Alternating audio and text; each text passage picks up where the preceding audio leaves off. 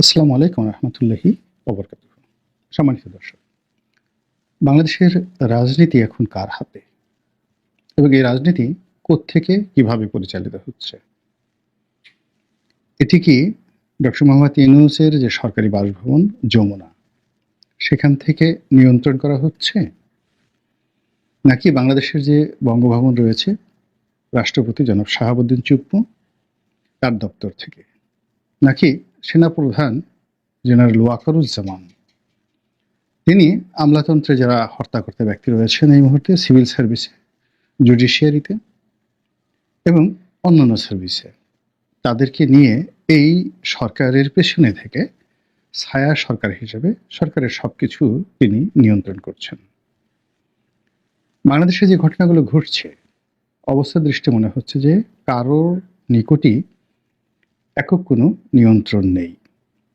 পারস্পরিক অবিশ্বাস, অশ্রদ্ধা এবং একে অপরকে উত্ত্যক্ত করার যে প্রবৃত্তি আমরা লক্ষ্য করছি, তাতে মনে হচ্ছে যে আমরা একটা ভয়াবহ অনিশ্চয়তার দিকে এগুচ্ছি।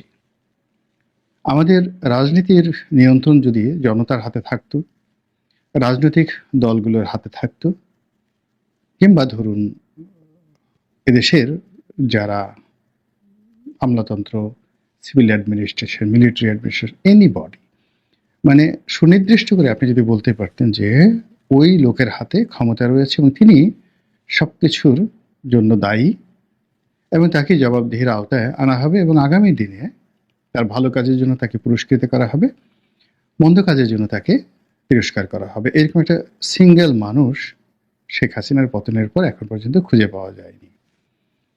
প্রায় সবাই অন্যের উপর দায়িত্ব চাপাচ্ছেন। কেউ কেউ অতি ভালো মানুষ সেজে নিজেদের ব্যর্থতার কথা বলার চেষ্টা করছেন। কিন্তু জনজীবন এতটা দুর্বিষহ হয়ে পড়েছে এবং এতটা জটিল হয়ে পড়েছে, কোনো অবস্থাতে মানুষের যে প্রয়োজন, মানুষের যে আবেগ, মানুষের যে উচ্ছ্বাস এবং বেঁচে থাকার যে আগ্রহ, এই সবগুলো পরস্পরের সাথে যুদ্ধ করছে।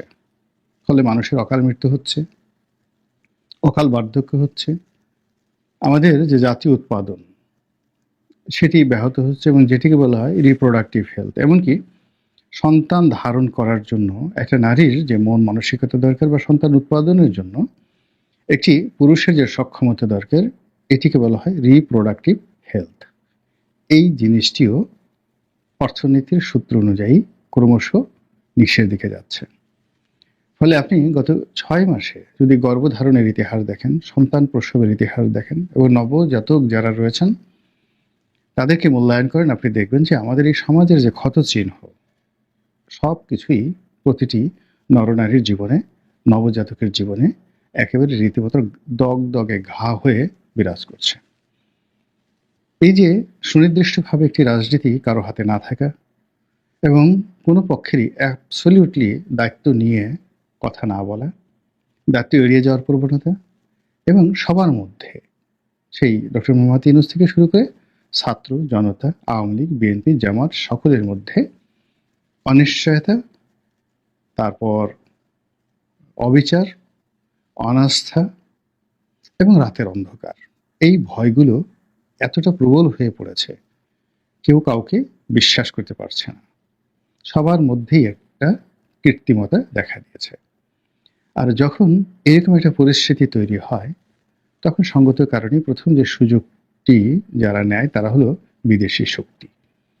এখন এই বাংলায় বিদেশি শক্তিগুলো অতীতের যে কোনো সময়ের চাইতে সবচেয়ে বেশি কার্যকর, সবচেয়ে বেশি বিপজ্জনক, সবচেয়ে বেশি তৎপর এবং এই বিদেশি শক্তির তৎপরতার কারণে আমরা অতীতের যে কোনো সময় সে দুর্বল, অসহায় এবং একই সঙ্গে পরনির্ভরশীল, পরজীবীতে পরিণত হতে যাচ্ছি। দ্বিতীয় যে বিষয়টি, সেটি হলো রাজনীতির যে ধ্যান ধারণা, তথ্য এবং উপাত্ত এবং আইডিওলজি যেটিকে বলা হয়, এটি সবসময় দেশের বাইরে থেকে আসে। যেমন ইমাম খমেনি, আয়াতুল্লাহ খামেনি, তিনি যখন প্যারিসে ছিলেন এবং সেখান থেকে যখন প্যারিসের রাজধানী মানে ফ্রান্সের রাজধানী প্যারিসে বসে তিনি যখন তেহরান নিয়ন্ত্রণ করতেন, তখন তেহরানের যে দুর্গতি আজকের মতোই ছিল। কিংবা মুসলিম ব্রাদারহুড যখন নিষিদ্ধ ছিল এবং যে সময়টিতে দেশের বাইরে থেকে তারা সব কিছু নিয়ন্ত্রণ করত হোসনি মোবারকের শেষ জামানাতে, তখন মিশরে যে দুর্ভোগ এবং দুর্দশা ছিল এটা আমাদের মতোই ছিল। পাকিস্তানেও একই অবস্থা। পাকিস্তানের রাজনীতিতে এটা সুদীর্ঘ সময় ধরে নওয়াজ শরীফ তিনি কখনো দুবাইতে অথবা কখনো সৌদি আরব থেকে দেশের রাজনীতি নিয়ন্ত্রণ করেছেন। আবার একই কাজ করেছেন বেনজির ভুট্টো, তিনিও দুবাইতে বসে পাকিস্তানের রাজনীতি নিয়ন্ত্রণ করেছেন এবং পরবর্তীতে ক্ষমতায় এসেছেন এবং কেউ ক্ষমতায় দীর্ঘস্থায়ী হতে পারেননি। এবং তারা যখন নিয়ন্ত্রণ করেছেন তখন যেমন পাকিস্তানের অবস্থা খুব খারাপ ছিল, আবার নিয়ন্ত্রণ যখন তাদের হাতে চলে এসেছে, অর্থাৎ তারা দূর দেশ থেকে এসে যখন ক্ষমতা পেয়েছেন তখন তারা সেটা চালাতে পারেননি। ফলে অতীতে তাদের যে বিপত্তি ছিল, যেমন বেনজির ভুট্টোর প্রথমবারের ক্ষমতা চ্যুতি তার দ্বিতীয়বারের ক্ষমতাচ্যুতির চাইতে আরো ভয়াবহ। মানে দ্বিতীয়বারের ক্ষমতাচ্যুতি প্রথমবারের ক্ষমতাচ্যুতির চাইতে আরো ভয়াবহ। আর পরবর্তী একেবারে তার শেষ দিকে তাকে তো জীবন দিয়ে তার দেনা পরিশোধ করতে হলো। তো এই যে পরিবেশ পরিস্থিতি রাজনীতির যে উদাহরণ, এগুলো বাংলাদেশের জন্য এখন অপরিহার্য হয়ে পড়েছে বলেই এই কথাগুলো বলছি। আমাদের দেশের রাজনীতি এখন এই মুহূর্তে রিমোট কন্ট্রোলে চলছে দুইভাবে। অর্থাৎ বিদেশি যারা শক্তি তারা লন্ডনে বসে, ওয়াশিংটনে বসে কিংবা দিল্লিতে বসে রিমোট টিপ দিচ্ছেন। তাদের যে সকল এজেন্ট রয়েছে, অফিস রয়েছে, দালাল রয়েছে, ফুরিয়ে রয়েছে, তারা সেই রিমোটের সেই যে কোড নাম্বার সেই অনুযায়ী বা এখানে লাফালাফি করছে, বকা দিচ্ছে, কর্মকাণ্ড করছে এবং একটার পর একটা অনার সৃষ্টি তারা তৈরি করে চলেছে। দ্বিতীয় যে বিষয়টি সেটা হলো আমাদের যে রাজনৈতিক শক্তিগুলো রয়েছে এটিও এখন রিমোটে পরিচালিত হচ্ছে। যদি আমরা আওয়ামী লীগের কথা বলি, এটি 100% এখন রিমোট নিয়ন্ত্রিত একটি রাজনৈতিক দল। শেখ হাসিনার পক্ষ থেকে বা তার ঘনিষ্ঠজন যারা রয়েছেন তাদের পক্ষ থেকে প্রতি মুহূর্তে রিমোটে ফ্রিকোয়েন্সি ছেড়ে দিয়ে বাংলাদেশটাকে পুরো যাকে বলা হয় বিদ্যুতায়িত বা ইলেকট্রিফাইড করা যে চেষ্টা শেখ হাসিনা করে যাচ্ছেন, তার ফলে এমন কোনো দিন নেই যে আওয়ামী লীগকে নিয়ে বাংলাদেশে খবর না হচ্ছে। এই খবর দূরে বসে তাদের কাছে কেমন লাগছে, কিন্তু এই খবরে যারা শিরোনাম হচ্ছেন বাংলাদেশে বসে, তাদের এক একজনের জীবন রীতিমতো জাহান্নামে পরিণত হয়ে যাচ্ছে।